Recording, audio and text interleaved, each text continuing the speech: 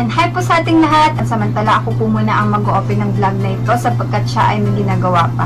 So sa ngayon po sa vlog po namin ito, tuturuan po namin kayo kung paano masusolusyonan yung ating problema sa ulo. Kayo po ba ay may problema sa pangangati o di kaya nakakaranas kayo ng may mga tubong maliliit na nagsasanhi ng pangangati? Yung parang paghihawat ba? Or kaya naman nakakaranas din kayo ng pangangamoy sa ulo. Siyempre di natin maiwasan mangangamoy yung ulo natin dahil nababad tayo sa araw o di naman kaya dahil dun sa mga medisina ng pinag-a-apply sa ating buhok na kung saan dumidikit sa ating ulo. May ibabahagi po kami sa inyo. First time namin nagawa yun ni Ganggang sa kanyang ulo kasi si Ganggang po talaga yung may problema sa ulo kasi nangangati nga siya, naiirita na siya. Tapos napapansin ko din na may amoy nga yung ulo niya.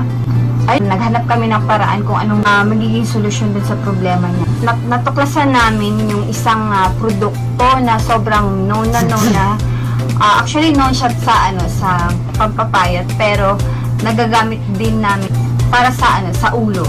So ito yon, apple cider. So lahat naman siguro familiar nito. So ang gagawin lang natin may ihahalo tayo sa kanya. So at dahil nga nagustuhan ni Ganggang first try namin sa ulo niya, ipagpatuloy namin yung paglalagay at least twice a week hanggang sa tuluyan na talagang mawala yung problema sa ulo niya. Yung pangangati, yung mga may tumutuba, tsaka yung pangangamoy. In fairness naman sa unang try namin, na-observe ko siya in 1 week, wala na yung pangangamoy masyado. So, ituloy-tuloy namin yung paglalagay nitong apple cider hanggang sa mawala siya. Ito na po. Ang kakailangan ninyo po ay ito apple cider, empty glass, may tubig. Tubig po ito. Palanggana kasi para pagpanaludot sa suka na galing sa sa ulo niyo po. At saka shower cap. Pagkatapos natin lagyan dun sa ulo, bababad kasi siya ng 1 oras bago siya banlawan. So itong empty glass, talagyan po natin ng at least 1/4 nitong apple cider.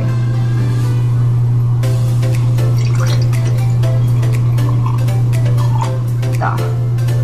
1/4 na po siya. Lalagyan natin siya ng tubig. 3/4 cup of 3/4 nung dami ng tubig dun sa baso para at least medyo mapuno siya. Ayan, ito po siya. So, ito lang po yung preparation niya.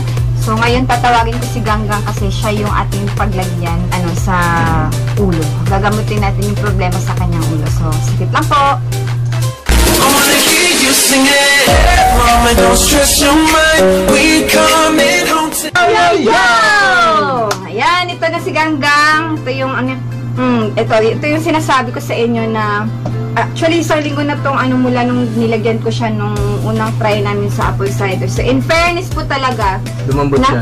Lumambot, tsaka nangangamoy shampoo na yung yung ulo niya. Dati kasi parang ilang once natuyo na yung buhok niya, ayun, parang amoy, ba yun Gang? Amoy.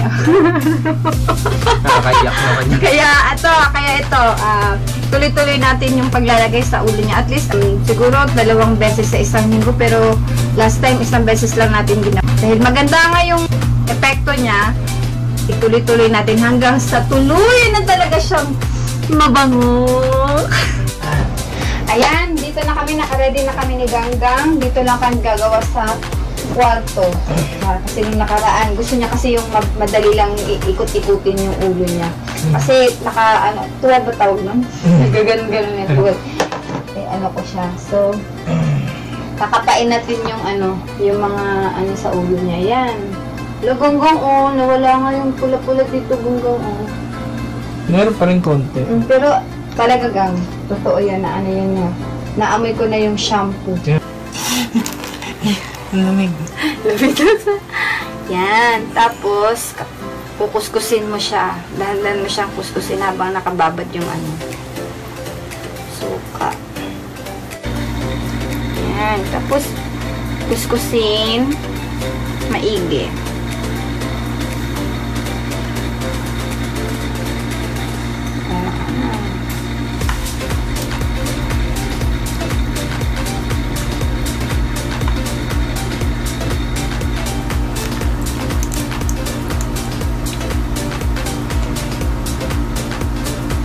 Siguro sa sa mga sobrang powerful na yung amoy sa ulo, yun.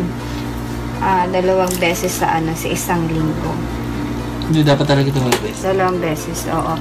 Pero nung nakaraan ginawa ko, 1 lang. Pero at least effective talaga siya. Kahit ako, naobserbahan ko. Pag amoy ko pa lang sa ulo mo. Musuka. Hindi nangangamoy na nga siya, amoy shampoo na siya. Kahit ilang oras ka nang nakaligo. Oo. Katulad kanina, lumabas tayo. Ang init-init. Tapos nakahiga na.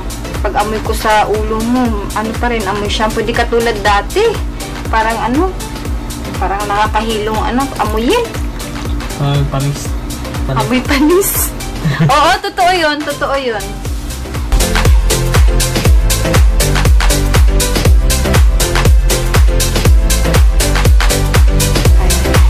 Eto, ubos na po siya. So, ang gagawin natin para mas makatipid, dahil araw-araw naman siyang naliligo, 2 beses sa isang araw. Eto, ibubuhos lang natin ulit. Parang i-recycle natin. Recycle ba? Yan. Tapos, buhos na naman natin ulit. Ikot-ikot lang, ikot-ikot hanggang sa matapos na yung matapos na yung pagbababad ng suka sa ulo niya.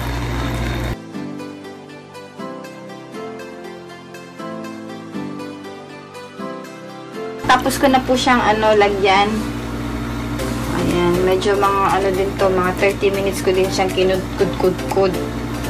Ayan. Bababad ng 1 hour.